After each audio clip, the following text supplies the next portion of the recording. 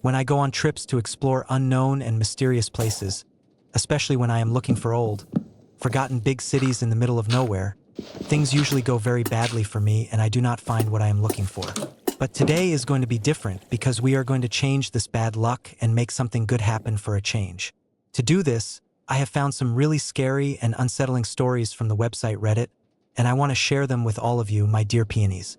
So, let us start reading the first story right away without wasting any more time and dive straight into the mystery. The very first story that I am going to read to you comes from a special place on the internet called the r/nosleep community.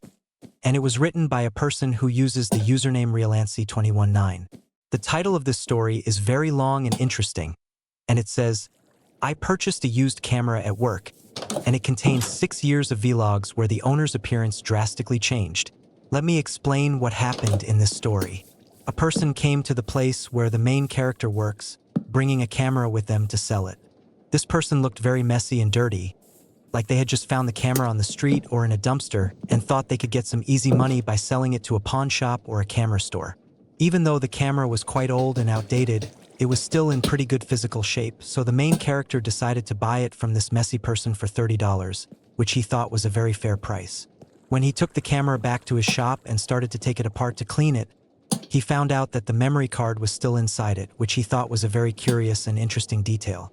You have to understand that he usually likes to be alone and does not like to look into other people's private business or snoop around their personal things. But his shop was not very busy that day, and he needed something to do to keep his brain busy and entertained. So, one evening after work, he plugged the camera into his laptop computer and was very shocked by what he saw on the screen. There were hundreds and maybe even thousands of video files stored on the memory card. They were not just random short clips of things, but they were video diaries, which means the person who owned the camera recorded their own daily life and talked to the camera for 6 whole years. Following his natural curiosity, he opened the very first video file and soon realized that the camera originally belonged to a young, beautiful woman. She appeared to be no older than 19 years old, with a beautiful cascade of curly blonde hair, striking bright green eyes, and a very sweet, innocent, and warm smile that lit up her face. There was an almost magnetic quality to her presence on the screen, something beyond just her physical features or her nice voice that made it incredibly difficult for him to stop watching and look away. For the next 3 weeks, he meticulously watched her video recordings every single day, which was exactly like binge-watching a very captivating and addictive television series. Every single night, after he closed his shop for the evening, he would unwind with a nice beverage and immerse himself in her videos for hours, listening as she recounted her daily experiences in medical school, spoke of a growing romantic interest in a particular young man, and shared her deep passion for painting pictures. However, as he spent more time watching her, a strong feeling of guilt would often surface in his mind. He would typically return home well after 11 o'clock at night, by which point his wife had already gone to bed and was fast asleep. On one specific occasion, his wife had prepared a very special romantic dinner for him, complete with nice food and candlelight, but by the time he finally arrived home, the food was completely cold and the candles had long since burned out and extinguished. It was their 10th wedding anniversary, a very important milestone, but he had completely forgotten about it because he was so obsessed with the videos. Life, I suppose, just gets in the way sometimes. But as his viewing progressed day by day, a very disquieting and scary shift occurred in the videos. What began as innocent, happy, and normal vlogs slowly devolved into recordings filled with loud shouting, crying, and extreme distress. It appeared as though she were engaged in terrible arguments with someone, yet the room was consistently completely empty and she was all by herself. In one particularly disturbing and creepy video, she remained seated in a chair, filming herself for over an hour, weeping uncontrollably and sobbing loudly, only to transition abruptly to loud, crazy laughter as if absolutely nothing had transpired and she was perfectly fine. Her smile seemed subtly altered, perhaps unnaturally widened and stretched too far across her face. He could not pinpoint the exact change, but the former warmth and pure innocence had completely dissipated, replaced by a very creepy sense of forced performance and fake happiness. But who was she performing for? She was completely alone in her room? Or was she? Perhaps she was not truly solitary, and someone or something else was in the room with her that the camera could not see. A strong sense of unease washed over him, coupled with the feeling of intrusion into her private life and a strange, obsessive possessiveness. Yet he was completely compelled to continue watching every single video. The videos grew progressively more somber, dark, and peculiar as the months went by. In certain segments, she would pace her room back and forth, meticulously covering all the mirrors with white cloths so she could not see her reflection. She also dedicated considerable time to her painting hobby. The subject matter of her paintings remained exactly the same portrait of the exact same individual, with only very minor variations in the colors or the background. At times, he questioned the authenticity of what he was witnessing on the screen, wondering if it was all just a big fake act. The content became increasingly disturbing and hard to watch. In one specific instance, she grasped her beautiful curly hair, stretching it tightly behind her head before securing it to the wall with sharp metal tacks. His stomach churned and turned upside down as he observed her forcefully drive sharp sewing needles directly into her own scalp, her hand trembling violently as she did it. He wrestled with the difficult decision of whether he should alert the police and authorities, or if this was merely an elaborate, disturbing charade designed to scare people on the internet. Nevertheless, he continued to watch, unable to look away. By this juncture, her room was adorned with dozens and dozens of these creepy portraits covering the walls. He witnessed her crawling frantically across the floor on her hands and knees, seemingly searching for a specific image that eluded her and that she could not find. Her vocalizations escalated into loud, terrifying shouts, and while he strained his ears to decipher her words and understand what she was screaming, the video abruptly concluded and went black. His attempt to access the subsequent recording was completely futile. It was the final entry on the memory card. He removed the SD card and reinserted it, desperately hoping for more content, but there was nothing else. Revisiting the initial video from 6 years ago, his chest constricted so intensely that his breath hitched and he could barely breathe. Over time, her physical transformation was profound, not gradual or natural at all. Even in the earliest footage, faint blue markings appeared on her face, seemingly serving as guides or measurements for some dark, unknown purpose.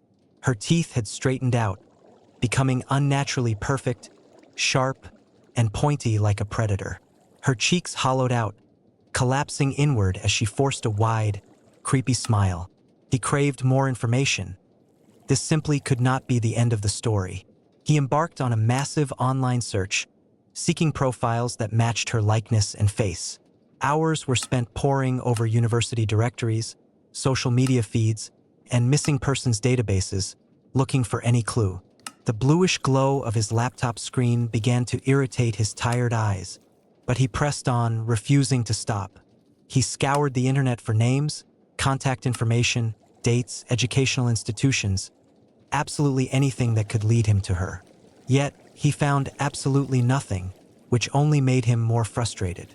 This dark obsession began to completely consume his life and his mind. He neglected his meals, he ignored his family, and he even let his business suffer and fail. He had to locate this young woman, no matter what it took. He caught sight of his own reflection in the shop window and was struck by his own altered and terrifying appearance. His complexion had grown much paler.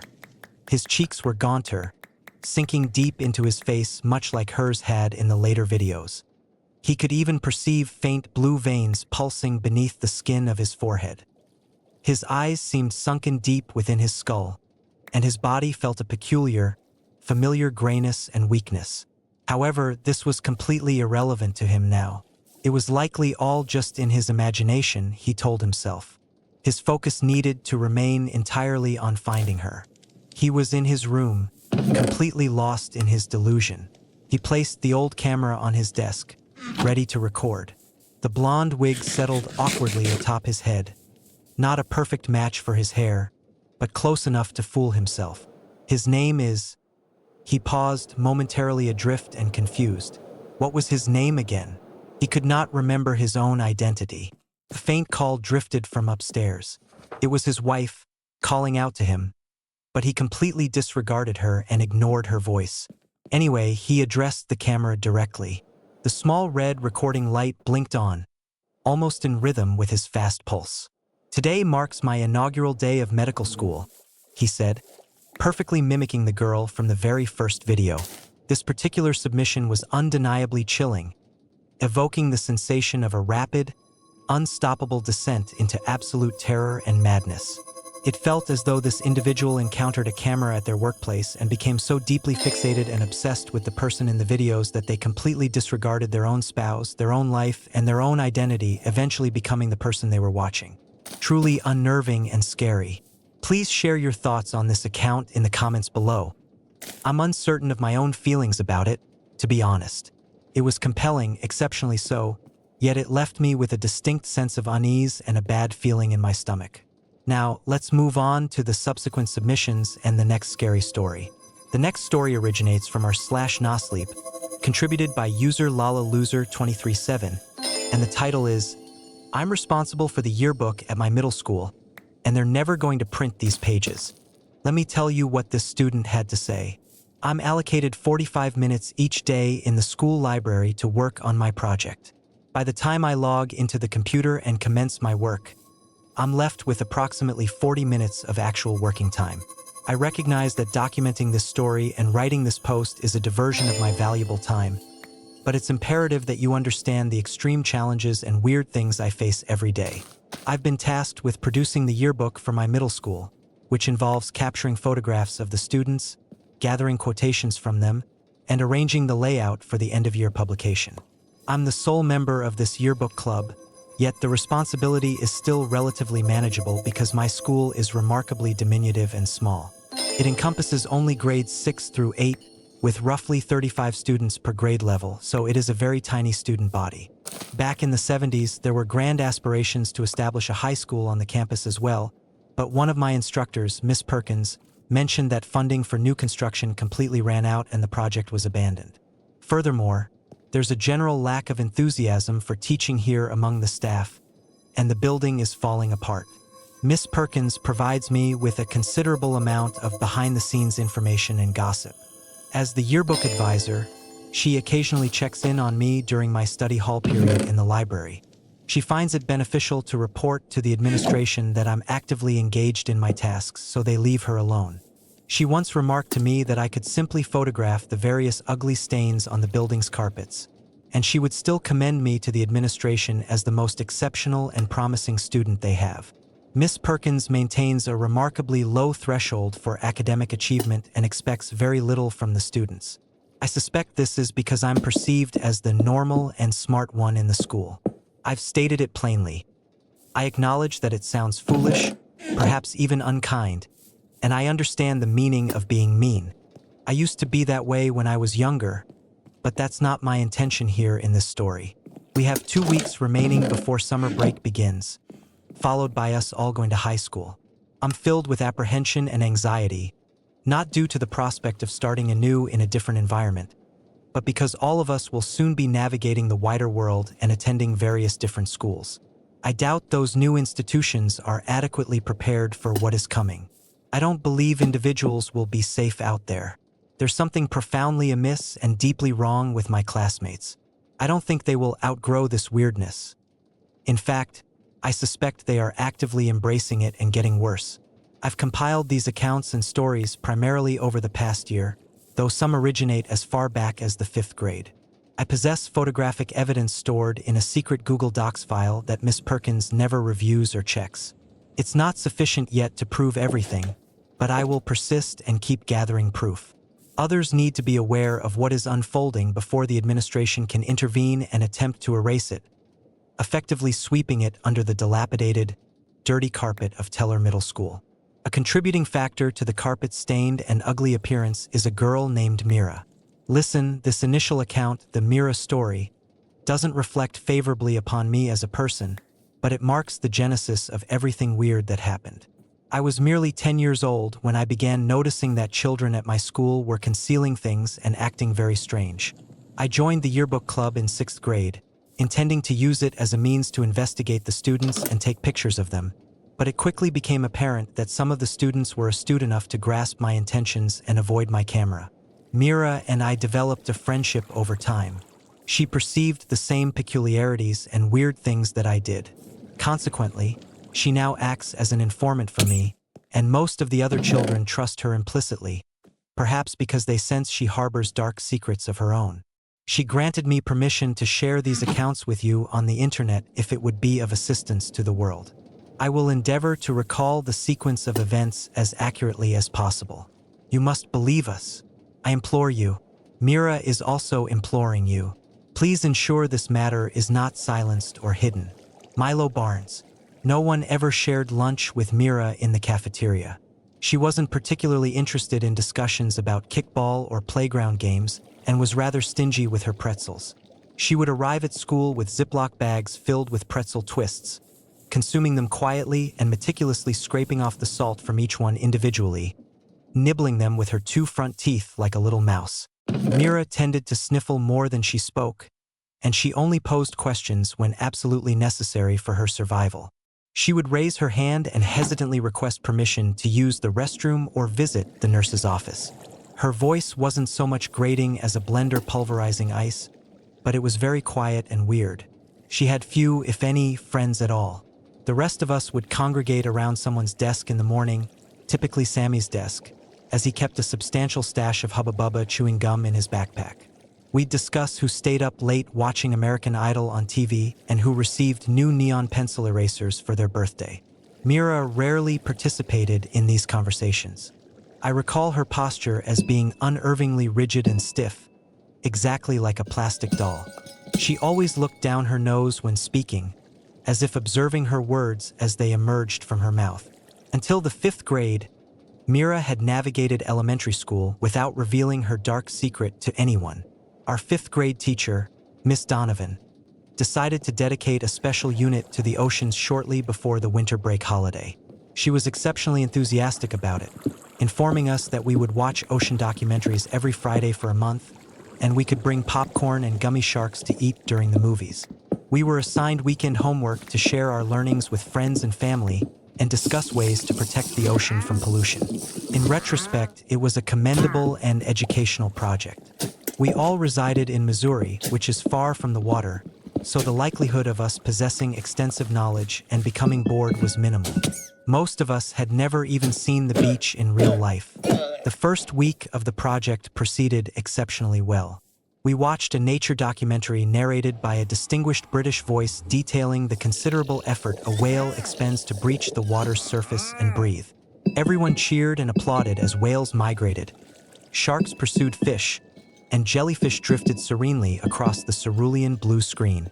Mira sat to my right, in the same row of desks, and I distinctly remember never seeing her smile at the sight of the cute seals or anything else. Not even once during the whole movie. That weekend, I operated a lemonade stand on my street and distributed informational cards to my neighbors regarding the ethical selection of seafood at the supermarket and the avoidance of companies involved in shark finning. The following week of the project proved much more challenging and disturbing. Miss Donovan devoted a day to discussing the threats faced by marine animals from predators and human pollution. During recess, the general mood shifted dramatically. We were engaged in a game of Foursquare on the blacktop when a student named James struck Tyler in the face with an overhead pass. Overhead passes were strictly prohibited in elementary school because they were dangerous. Tyler cried out in pain, blood streaming from his nose, alternating between cursing at James and pleading for assistance from the teachers. Tyler was a proficient Foursquare player, but he was also quite slender, almost sickly in appearance. Blood gushed from his nose in a torrent, dripping onto the ground. We all anticipated Miss Donovan's swift intervention to stop the bleeding when I observed Mira pushing her way into the huddle of kids. She turned to another girl, whose expression was one of wrinkled, disdainful disgust, and inquired in a flat voice, "Is he crying?" The girl responded with evident surprise, "No, I believe it's merely a nosebleed from being hit." Mira appeared deeply disappointed and disheartened that Tyler wasn't weeping tears. She then turned and retreated indoors, walking away from the blood. The remainder of the afternoon was occupied with Miss Donovan interviewing the boys involved in the incident. James insisted he hadn't used an overhand pass, but Tyler repeatedly groaned, asserting that his injured, bleeding face served as evidence. We all understood the true objective wasn't to assign blame, but for Miss Donovan to facilitate an apology between them and for the rest of us to exercise greater caution during games. After James finally conceded that his pass, at the very least, wasn't underhand, Miss Donovan permitted the rest of us to resume our work. We were expected to be concentrating on our final reports for the ocean project. Each student had been assigned a different marine creature to research. I had completely forgotten about the nosebleed incident, engrossed in reading about anglerfish. They inhabit the dark abyss of the ocean, using a bioluminescent lure atop their heads to entice prey into a false sense of security before opening their fearsome, sharp jaws to consume them alive. Soon, the school day concluded and it was time to go home. I was outside for carpool. Students whose parents were unable to pick them up were directed to wait on the curb. Mira was also present, waiting for her ride. I recall thinking her backpack seemed excessively large and heavy for her small frame. I sidled over, attempting to approach without startling her, as we weren't exactly close friends yet. I knew she lived in a neighboring community, and my mother had mentioned her family was pleasant and normal. Her older sister was on the same swim team as my older brother. She was quite fast in the water. I stood beside Mira on the curb. Her mousy brown hair was neatly tucked beneath a plaid headband that complemented the pattern of her jumper uniform. A red star sticker adorned her hand. She gazed straight ahead at the approaching vehicles, awaiting her mother's car. So, I began tentatively, trying to make small talk. "What car are you looking for?" Despite my efforts to be unobtrusive and friendly, she appeared startled and jumped a little. "Oh, my mom's. It's red and rather lengthy," she replied quietly. "I see. I'm waiting for my mother as well. She drives a black van," I said. "Nice," she muttered. We stood in silence for a period of time. Then she spoke again. "What happened with Tyler and James?" "Oh," James eventually apologized, and Tyler's nose stopped bleeding. So Miss Donovan allowed them both to return to their tasks. Overhead passes remain prohibited, however. I chuckled, but she did not laugh at all. "I saw you leave the circle when it first occurred. Are you afraid of blood?" Mira's complexion turned rather pale, as if someone had emerged from around a corner and startled her badly. I had glimpsed portions of the scary movie The Babadook during the summer at my cousin's house, and I remembered Mira's expression mirroring the mother in the film, a look of anxious anticipation for something dreadful and terrifying to happen. However, she quickly dismissed my observation, muttering something about being saddened by Tyler's injury and feeling bad for him. My initial thought was that Mira must have a massive crush on Tyler. It seemed the only logical explanation for her heightened concern and weird reaction, yet I also suspected she was being untruthful about the blood aspect and hiding something. We waited a while longer for our rides. Mira was holding a butterfly-shaped pencil, her fingers gripping it quite tightly. I inquired if I could demonstrate a magic trick with it, and she agreed. I attempted to make it vanish behind her ear, but it slipped from my grasp and fell. As I bent down to retrieve it, I noticed small bloodstains scattered across Mira's shoes, resembling little red raindrops. When I straightened up, her mother's car was pulling into the driveway, and Mira departed without looking back at me. I remained standing there, still clutching her sparkly pencil in my hand. The following day at school, Mira's desk was completely empty. She was absent due to illness, along with several other students who had contracted a stomach bug and were experiencing significant vomiting and sickness. The other children returned on Tuesday or Wednesday, but Mira didn't reappear until Thursday. When she walked in, she looked noticeably unwell, as if she were wasting away and losing weight rapidly. I sat at my desk, contemplating a new idea for my weekend project, but my thoughts were also completely consumed by how I might prove Mira was a vampire. Right, that's a rather significant and crazy leap to make, but it had to be the explanation for her weird behavior. My older brother had watched all the Twilight movies as a joke, and he and his friends would often mock the vampire's exaggerated reactions to a girl's scent. Apparently, the smell of blood is incredibly potent and strong for them.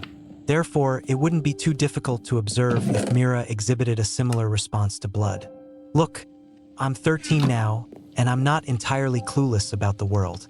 I'm not proud that my initial hypothesis was that Mira was a vampire, but I'm even less proud of what followed next. I wasn't particularly fond of blood myself, so I enlisted another student as a test subject for my crazy experiment. During recess on Friday morning, before the first bell rang, some of us were playing Foursquare while others were conversing and drawing on the ground with chalk. Mira was engrossed in her drawing, situated a short distance from everyone else, near the far left corner of the court. When the ball was passed to a player on the opposing team, I pursued him and forcefully pushed him from behind with all my strength. He fell onto the hard asphalt near the outer boundary line where Mira was drawing. He impacted the ground with a loud thud, sustaining severe abrasions to his knees and hands. As he stood up, I observed blood trickling from his knees and hands, forming wavy red lines down to his socks. He proceeded to wipe broad streaks of it onto his white polo shirt. I glanced at Mira's face to see her reaction. She had jolted upright, her mouth agape in shock, and her nose was contorted with absolute disgust. She clutched her piece of chalk and turned to flee indoors, running away from the blood. As she hurried away, she met my gaze with eyes that were both cold and deeply frightened. After lunch, we watched another ocean-themed film in class. It depicted the devastating impact of human endeavors driven by profit on the marine environment. Oil spills contaminated the water, leading to the demise of birds and other mammals. The coral reefs were slowly perishing, and at times, fish and turtles ingested plastic debris or became ensnared in discarded items that found their way into the sea. They showed a sea turtle having a plastic straw extracted from its nostril, prompting several of the girls to weep and cry at the sad sight. I overheard Mira request permission to leave the classroom, stating she had a nosebleed.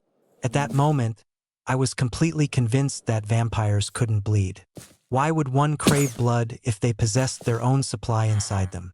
Again, I was only 11 years old at the time and my logic was flawed.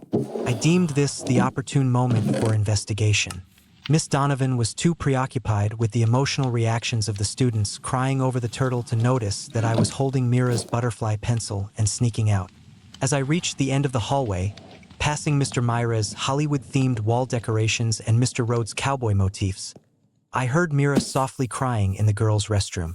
For a fleeting moment, I felt a twinge of sympathy and guilt. Perhaps she was simply frightened by her nosebleed and wasn't actually a vampire after all. "Mira," I called out through the door.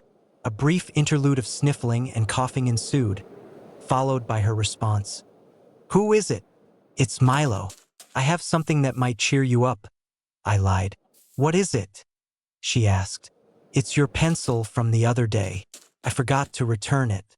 The sparkly one," I said.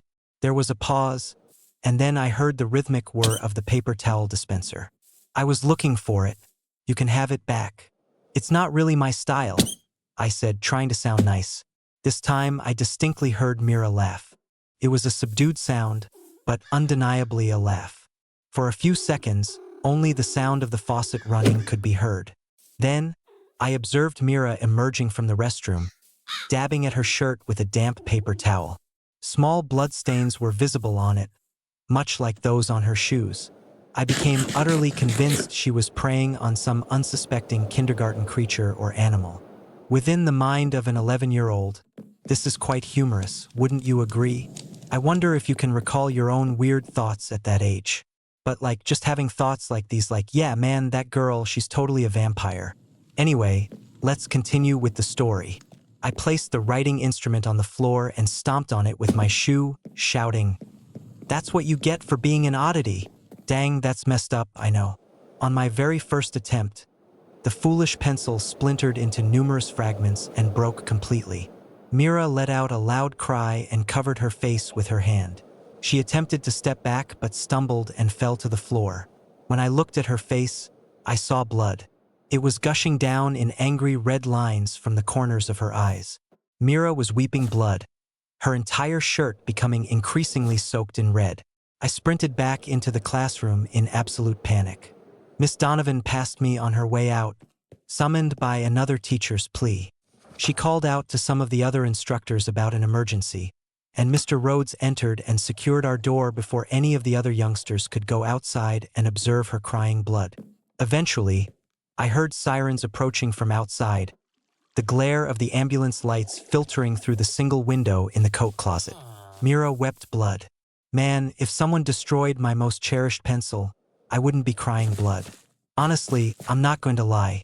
I'd resort straight to violence. Nah, all jokes aside, let's look at some of these comments from you guys because they are genuinely excellent. My initial theory from the comments is that she is compelled to imitate other people's injuries. Crying blood is also a possibility, though I don't grasp why that would be an issue or a cause for concern. Oh my goodness, what is she? That's a clever observation. I'm aware that many individuals experience spontaneous nosebleeds due to extremely dry air, delicate nasal tissue, and so forth.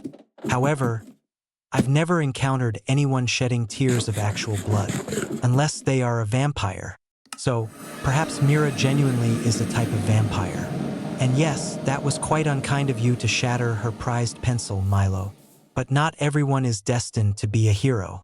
Some are born to be villains, and that's perfectly acceptable. The world requires villains just as much as it needs heroes. I assume you possess stories about other children at your school, Milo. I would certainly be keen to hear more if you do. OP, folks, I'd like to hear more as well. I'm unsure. Please let me know your thoughts in the comments. Alright, let's proceed to the next narrative. The subsequent one is from r/nosleep by the user Dante is my uncle. The title is, I am the new night supervisor at a 24-hour fitness center known as Iron Eternal. The directives posted on the wall are not for safeguarding. They are for containment. Let me read this crazy gym story for you. I was in dire straits and needed money very badly. Bills, my mother's medical expenses, the kind of fatigue that makes minimum wage seem like a luxury. The advertisement offered $28 per hour for solitude and quiet. It was ideal for me. The gym is situated in an old meat packing facility on the outskirts of a redacted city. There is no natural illumination in the rear of the building. The air always carries a faint scent of copper and perspiration, regardless of how much ozone the machines emit. Marcus conducted my interview during daylight hours. He was excessively tall, with veins resembling living cables snaking beneath skin stretched far too tightly. His handshake felt as though it intended to gauge my gripping strength and crush my hand. He displayed a smile with an excessive number of teeth and remarked, "The establishment rewards devotion. Simply adhere to the protocols." He handed me the key card and departed, leaving me alone with the document affixed to the staff room wall. Iron Eternal night shift protocols. 11 p.m. to 6 a.m. violate them and become part of the gains. Excuse me, that is creepy. The paper is substantial, yellowed, and screwed into the wall so deeply that the holes vanish into something that doesn't feel like drywall. Various handwriting styles are layered over the years. Some rules are crossed out and replaced with ink that appears fresher. I photographed it that very first night. Here it is, precisely as written. The main entrance doors must remain unlocked at all times. If they secure themselves, do not attempt to force them open. A new member is learning their way inside. All members after midnight must scan their QR code and vocalize their full legal name. Record both. If the voice does not correspond to the file or they possess no file, direct them to the deadlift platform. Do not accompany them. The mirrors must remain uncovered. If one fogs over or displays movement when no one is present, wipe it solely with the red cloth. Do not gaze for longer than 3 seconds. Any longer and it will gaze back. The temperature must never drop below 68 degrees Fahrenheit. They perspire more when it is warm. The scent aids them in locating you. Complete silent repetitions on the deadlift platform after 1 a.m. Leave one fresh towel in a full shaker bottle on the bench. Do not observe. Do not count. They dislike being watched while consuming. Treadmill 7 occasionally operates in reverse. Match its speed to the shadow on the belt. Never permit the shadow to overtake the machine. It becomes agitated. Members may request a spot. Always grant it. Place your hands precisely where they instruct. Do not flinch when the skin shifts. They require the transfer. The sauna after 2:30 a.m. is exclusively for staff. If occupied, Enter and sit opposite. Maintain eye contact. Accept any sip they offer from their container. Swallow. It is part of the augmentation. At precisely 3:33 a.m., dim the lights to 40% and commence the eternal pump. Do not deviate. Track 7 will inform you of what to improve this evening. Obey without speaking. If you discover warm, slightly yielding weights on the floor, return them to the rack immediately. They are still in the process of assimilation. Counting them is considered an eruption. Never enter the basement pump room unless all exterior doors are locked and the emergency alarm is blaring. The code is your birth date in reverse. If the door is ajar when your shift commences, it has been anticipating your arrival. You are required to complete 1 full workout per shift and document your metrics. The structure monitors personal records.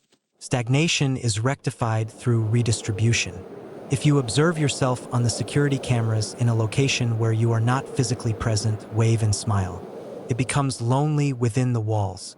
The previous night supervisors never departed. They are helpful. Listen when they whisper through the ventilation shafts. They are aware of which muscle groups to target. All right, everyone, I'm not sure about you, but at this juncture, $28 an hour doesn't sound entirely worthwhile. Would you guys work this job? Anyway, let's continue. I dismissed it as typical locker room-style horror theatrics to scare the new guy. The initial week was nearly unremarkable. A few quiet regulars. The rules were mostly adhered to. Then the minor infractions began. Night 5, silent deadlifts at 1:20 a.m. I left the towel and shaker. The following morning, the shaker was completely dry, and the towel bore perfect dental imprints in the configuration of a human mouth that was not entirely human. Night 8, treadmill 7 was running backward. A broad shadow was sprinting on it. My height, my build, but more robust. I matched its pace. The shadow turned its head and grinned with my face. My trapezius muscles burned for hours afterward as though I had actually lifted. I told myself it was stress-induced hallucinations and poor lighting. I needed the money. Last night, I violated the significant ones. 7, 8, 11, 12, and 14. I didn't merely break them. I embraced them. It commenced at 1:45 a.m. Derek, in his mid-40s, with trapezius muscles like mountains, one of the few who frequented the gym nightly, requested a spot on the bench press. His skin felt cold and crawled like insects beneath latex. I placed my hands where he indicated. Midway through the set, his eyes rolled entirely back, and I felt something warm and wet press into my palms, creeping up my forearms. When he re-racked the bar, he thanked me by my full name. I never revealed it to him. I felt invigorated. My arms tingled with newfound vascularity. At 2:22, the sauna light glowed red. Rule 8. I was already perspiring, my heart pounding from the spotting. I entered. 2 figures were waiting on the cedar bench. Marcus and myself. Identical uniforms, the same fatigued gaze, but the duplicate's veins pulsed darkly beneath translucent skin. The real Marcus, or whatever was inhabiting him, offered the water bottle. It smelled of iron and warm honey. I drank deeply. It burned all the way down, and I felt something uncoil within my stomach. Stretching, hungry, I exited the sauna with a physical improvement I had never earned. My reflection in the hallway mirror appeared superior, sharper, and more ravenous. That's when I noticed the basement door standing ajar. Rule 11 shattered. The stairs descended into a damp darkness that smelled like a butcher shop at closing time. Pipes groaned. At the bottom, a circular chamber of full-length mirrors arranged in a panopticon formation. In the center, an Olympic barbell loaded with plates that resembled compressed flesh and bone. The bar throbbed gently with each of my heartbeats. The mirrors did not reflect the room. They displayed potential versions of myself. One iteration, massively muscled, its face partially melted into a perpetual grimace of exertion, still performing repetitions with invisible weight. Another, my skin stretched taut like a drum over an excessive number of joints, with extra limbs folded beneath. The final mirror was vacant, simply the chamber itself, awaiting a new occupant. From the vents, my own voice emerged. calm and encouraging. You're late for your workout, bro. Let's address those weak points. Every machine activated simultaneously. The treadmill shrieked. The playlist commenced without my input. Track 7 was not music. It was my mother's voice, distorted, listing my insecurities and precisely which muscle groups required redistribution. I hurried upstairs, but the door was sealed. Rule number 1. I attempted to conceal myself in the staff room. My logged workout from earlier had automatically updated on the computer. Every lift had increased by 20%. My body registered the alteration. My physique appeared more defined. My jaw seemed wider. I caught myself unconsciously flexing in the mirror. Perfect form. No weight required. The whispers commenced. Previous supervisors. They advised me on the proper grip, the correct breathing technique, how pleasurable it would be to finally grow. I listened. I proceeded to the deadlift platform and lifted an intangible bar while something within my abdomen pulled in tandem with me. I am still within the building. My shift concluded hours ago. The day manager arrived, observed me, and smiled with an excessive number of teeth. Good set. She is now donning my spare uniform. There are 2 of her visible in every mirror. Here is the part that compels my fingers to type this rather than flee. I examined the rule sheet beneath the emergency lights. New lines had materialized in my own handwriting, appearing fresh and wet. Rule 7 now concludes. They require the transfer to fully integrate. Rule 12. Stagnation will be rectified. You will express gratitude for it. Rule 14 has an addendum. You will not either. Welcome to Eternal.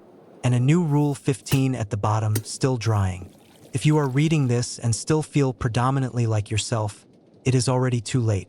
The establishment is enhancing you. Go lift. Causes less pain when you cease to resist. My abdomen is moving in synchronization with the deadlift platform. I appear more impressive than ever before, stronger, more enduring. The entity in the mirrors is performing my duties now, assisting members with their form. They are all progressing with remarkable speed. Derek waved at the camera with my hand. I am returning to the platform. The eternal entity is hungry, and I finally comprehend progressive overload. If you are employed at a gym where the weights feel warm and the mirrors observe your every move, resign. Set it ablaze if you can, but you won't.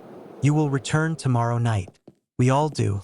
The gains are eternal. So Update wise. 7:41 a.m. Yes. The day manager and I greeted the initial members together. They complimented our symmetry. My reflection high-fived me without my own physical movement. Update 9:15 a.m. I contacted my mother. The voice that responded was mine, deeper, informing her that I had finally achieved success. She wept tears of joy. I have no recollection of making the call.